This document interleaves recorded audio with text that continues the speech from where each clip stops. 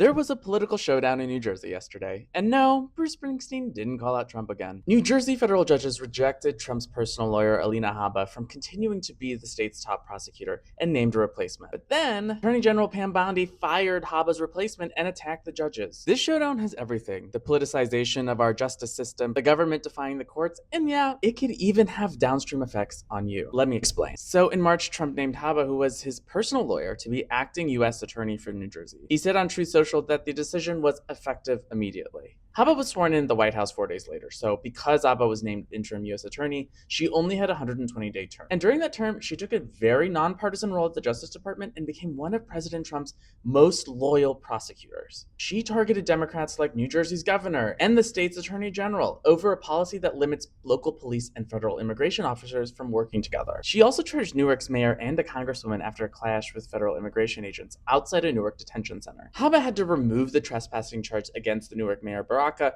which led to a federal judge publicly reprimanding her office. But Habba's term is almost up, and her track record has been polarizing because she appears to be going after Trump's enemies. Apparently, Habba tried to convince the judges that she was competent enough to extend her term, but they opted for a replacement: Desiree Lee Grace, a career prosecutor and Habba's first assistant, which federal judges can legally do. But then, Bondi stepped in. She said the DOJ fired the replacement Grace and attacked the rogue judges who tried to curtail the president's powers. By the way, the district's chief judge, Renee Marie Baum, was nominated by a Republican, former President George W. Bush. Now, there's a lot of confusion right now about who will actually be the U.S. attorney and whether the judge's decision will go into effect, given the replacement was fired. The more concerning point here is that this is another clash between the Trump administration and the courts, and whether the executive branch will actually respect the legislative branch. This is part of America's system of checks and balances, and the Justice Department is taking steps to keep that historically nonpartisan New Jersey seat as being one for a Trump loyalist. One that Habba has shown will prosecute those perceived to be working against Trump's agenda, and the person on the receiving end of that